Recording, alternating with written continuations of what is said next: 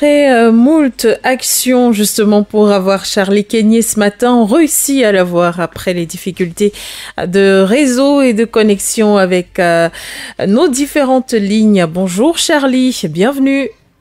Bonjour Madame Écoute, bonjour à mes compagnons qui sont sur le plateau avec vous. Oui. Il y en a, bonjour nos techniciens par qui nous pouvons mettre le Parlement et bonjour à nos millions de téléspectateurs et d'auditeurs à toute la galaxie Foyo Média. Je rappelle que vous êtes analyste et stratège. Avec vous ce matin, on parle des vagues de manifestations en France. Est-ce donc la chute du régime Macron? On s'interroge avec vous ce matin. Il faut rappeler que ça fait plusieurs semaines déjà que des manifestations s'enchaînent à Paris et dans les autres villes françaises. Ceci pour protester contre tout simplement la loi qui accompagne la retraite du côté de la France. Des manifestations qui deviennent de plus en plus violentes et qui s'acheminent vers un enlisement, on pourrait le craindre du côté de la France. En tout cas, vous avez de meilleures réponses que nous sur ce plateau par rapport à cette question, par rapport à ce questionnement. Charlie Kenyé, est-ce donc la chute du régime Macron qui continue de s'imposer? Bien, il faut voir ça sous plusieurs angles. Vous savez, ce n'est pas simplement la chute du régime Macron, mais c'est également la chute d'un autre. C'est la chute d'une idéologie, c'est la chute d'un bloc, le bloc euro-atlantiste. C'est la chute d'une pseudo-démocratie qui nous a été longtemps vendue comme étant celle-là capable d'apporter la paix et le salut au reste du monde. Rappelons que le départ, c'est-à-dire qu'à la base, ces manifestations qui avaient été organisées par les organisations syndicales regroupaient uniquement en un sein, c'est-à-dire que les toutes premières manifestations, uniquement la plupart des travailleurs. Et quand je parle des travailleurs, je parle des personnes à qui justement, plus tard, doivent faire valoir ce droit à la retraite. Donc, le point de départ, c'était justement cette réforme de la retraite. Mais on se rend bien compte avec le temps qui passe que les manifestations, alors les manifestants grandissent en nombre. Et comment expliquer ça? Il faut expliquer ça de deux façons. La première, déjà, c'est qu'il faut rappeler que le président français actuellement, Emmanuel Macron, n'est pas le président des Français. Ça, il faut le dire. Il est le président d'un autre impérialiste. Il est le président d'un bloc qui le représente. Il est le président d'une caste de personnes, mais il n'est pas le président des Français. Dites-vous bien que j'ai eu accès à un document que j'ai lu il y a pratiquement un an aujourd'hui, dans lequel, bien avant l'investiture du président français Emmanuel Macron à la tête à la présidentielle française, il avait été adoubé par les 8 plus grandes chambres maçonniques de France. Je dis bien qu'il avait été adoubé par les 8 plus grandes chambres maçonniques de France. Quand on sait ceux qui contrôlent ces chambres-là, vous comprenez que ça devrait être un secret de polichinelle aujourd'hui que c'est la famille Rothschild qui gouverne aujourd'hui en France. Et quand on parle de la famille Rothschild, on parle de ceux qui représentent aujourd'hui le CAC 40, c'est-à-dire que les 40 plus grandes économies ou alors plus grandes familles françaises, qui sont justement ceux-là qui ont travaillé, qui ont manœuvré en douce pour porter le président Emmanuel Macron au pouvoir. D'ailleurs, vous verrez que la plupart des réformes qui sont engagées par celui-ci privilègent ou alors privilégient beaucoup plus l'oligarchie française au dépend de la classe prolétaire ou alors de la classe intermédiaire.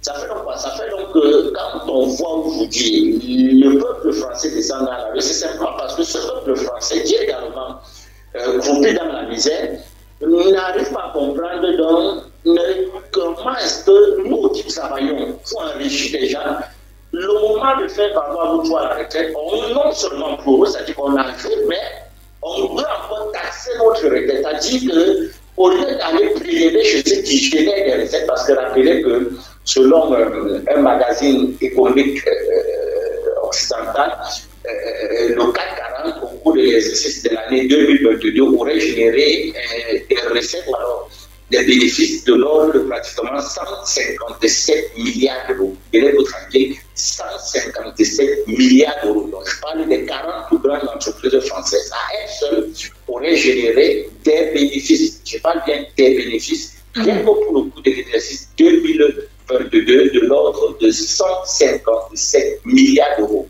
Eh bien, on laisse donc d'aller prélever chez ces personnes-là qui génèrent des bénéfices sur le dos des travailleurs, mais on préfère encore aller taxer le travailleur. Donc ça démontre en réalité que c'est une réforme qui n'est pas là pour servir les intérêts du peuple français, mais pour servir simplement ceux qui ont installé, ceux qui ont placé Emmanuel Macron à la tête de ce pays-là. Ça, c'est la première lecture. La deuxième lecture également qu'il faut comprendre derrière cette affaire, c'est que je le disais préalablement, que plus le temps avance, plus le temps passe, on a l'impression que le mouvement grandit en nombre. Et bien pourquoi? Oui. Simplement parce qu'aujourd'hui, le mouvement a été récupéré ou alors des forces dites de la nation française ont fédéré à ce mouvement-là, principalement des forces politiques. Je prends deux cas d'espèce. Rappelons que derrière ce mouvement, derrière ces manifestations qui au départ prenaient tout simplement la réforme la réforme de la retraite, aujourd'hui, dans les manifestations au niveau des grandes villes de France, vous voyez qu'il y a d'autres slogans qui sortent indépendamment de la réforme des retraites. Vous avez par exemple la Bichet qui reçoit également sur les pancartes. Vous avez le refus de la France par cette manipulation, de cet assujettissement de la France au plan otanien. Pourquoi? Simplement parce que vous avez des leaders de la société française, des leaders politiques tels que Florian Philippot, qui est le leader du mouvement des Patriotes, qui est une formation politique, qui également ont rejoint la marche, mais qui, eux, contrairement à la différence, ou alors en plus de la réforme des retraites, trop le nationalisme français, c'est-à-dire qu'ils ne sont pas d'accord avec cette façon ou alors cette manière du gouvernement français d'être aux ordres du bloc occidental, du bloc otanien contrôlé par les États-Unis.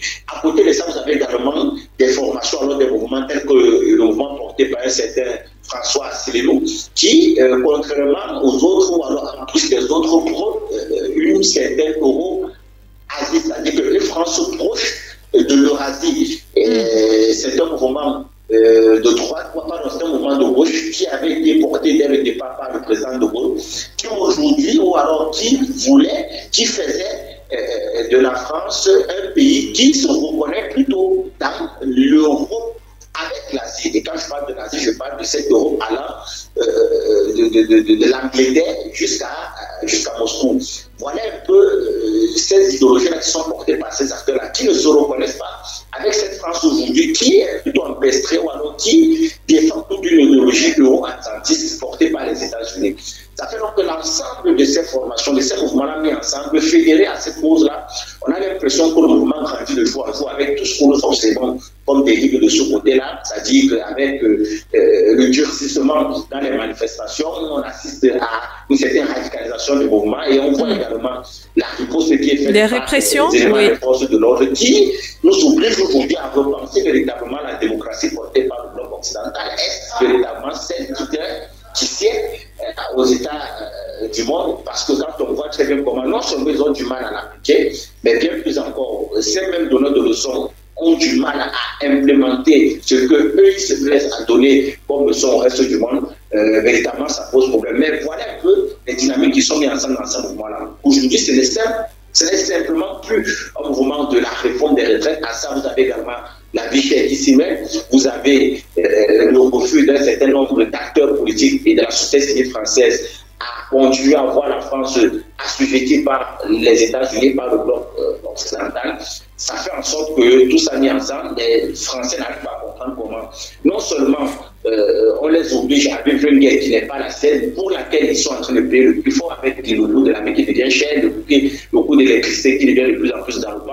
Vous avez d'un côté des familles qui, malgré ça, gênent ou alors continuent à faire d'énormes bénéfices, mais au-delà de taxer ces familles-là, on préfère plutôt aller prélever dans la classe prolétaire, dans la classe intermédiaire pour en sous les caisses de l'État. Ça pose véritablement un problème. Et Et le peuple français s'est dit que le président Emmanuel Macron n'est pas justement à même de porter les aspirations des désirata de la masse ou alors de la masse qui se retrouve aujourd'hui dans la vie. Et puis, il faut également rappeler que ce n'est pas aujourd'hui, les différentes manifestations contre le régime en place ne datent pas forcément d'aujourd'hui. C'est vrai, cette fois-ci, on a tendu la perche avec la réforme des retraites, mais bien avant, il y avait déjà des manifestations contre plusieurs autres choses, entre autres peut-être la hausse des prix, comme vous l'avez souligné tout à l'heure, et puis les réformes également sur les migrations, autant de choses qui prouvaient déjà la faiblesse du pouvoir de Macron depuis lors. Mais là, on va vers un déclin certain d'après vos propos. Est-ce que vous pensez qu'il pourrait y avoir une opposition franche ? Je pense très simplement que dès que les choses sont en train d'évoluer, vous voyez que la réalité française est pratiquement la même un peu partout en Europe. C'est un déclin d'hégémon. Je crois qu'il est rédigé dans une de mes analyses qui s'appelle les crises russo-ukrainiennes, Occident, les prémices de la fin Occident, les prémices de la fin d'un hégémon. En réalité, c'est la fin d'un hégémon qui est en train de se faire. Aujourd'hui, on comprend très bien que cette Europe atlantiste, c'est-à-dire que cette Europe portée par les États-Unis, pour laquelle ils ont investi beaucoup d'argent. J'ai rédigé une analyse il y a quelques années, j'ai démontré clairement comment les États-Unis avaient participé, avaient financé, avaient pensé, avaient introduit justement le projet européen. D'ailleurs, je crois que c'est eux qui l'ont mené de bout à bout à travers un certain nombre d'agents de renseignement et d'associations qu'ils finançaient à hauteur de dizaines de milliards, tout justement à voir l'Europe qu'on a aujourd'hui. C'est-à-dire que l'Europe qui s'est constituée, l'Europe qui est existentielle aujourd'hui n'est pas l'Europe des Européens, ou alors n'est pas l'Europe du monde européen, de cette Europe libre. Là. Non, c'est une Europe voulue passer par les États-Unis. Ça fait donc que elle n'est pas à même de défendre les intérêts des peuples européens, puisque la plupart des décisions qui sont prises aujourd'hui par l'ensemble des chefs d'État et de gouvernement du côté européen sont de nature à beaucoup plus privilégier les intérêts américains. Comment est-ce qu'on peut expliquer que les gouvernements français se plaisent à prendre des décisions qui enrichissent ou qui rendent sous les caisses américaines au détriment des propres industries européennes? Aujourd'hui, on sait très bien que l'aide des géants de la chimie allemande, la société BASF, est en train de délocaliser toute son industrie, toute sa technologie, tout son potentiel vers la Chine. On a une déchirure de la société européenne. Les entreprises sont en train de fermer, certains sont en train de se délocaliser.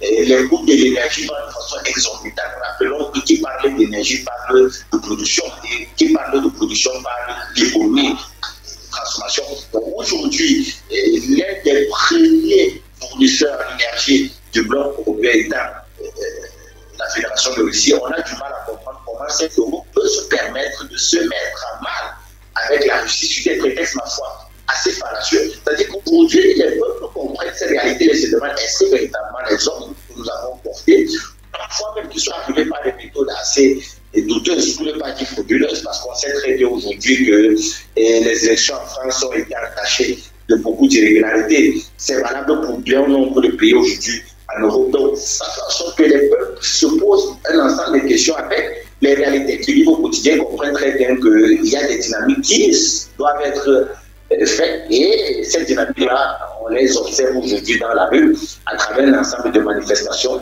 qui, ma foi, sont réprimées parfois dans la brutalité, dans le sang. C'est triste de le dire, mais ça dénote aujourd'hui de ce dont j'expliquais tout à l'heure, c'est les prémices justement de la fin d'un hégémon qui n'est pas simplement français, mais qui est européen, parce qu'aujourd'hui, il est clair, il est prouvé que les hommes à la tête des États européens ne travaillent pas dans l'intérêt de leur peuple, mais beaucoup plus dans l'intérêt des États-Unis, qui, ma foi, indirectement, ont participé à travers un certain nombre de canaux et de mécanismes à porter ces hommes au pouvoir dans les différents pays. Merci infiniment Charlie Kenyé, analyste et stratège, d'avoir fait un tour par ici ce matin dans le cadre de la rubrique Le Monde comme il va. C'est moi qui vous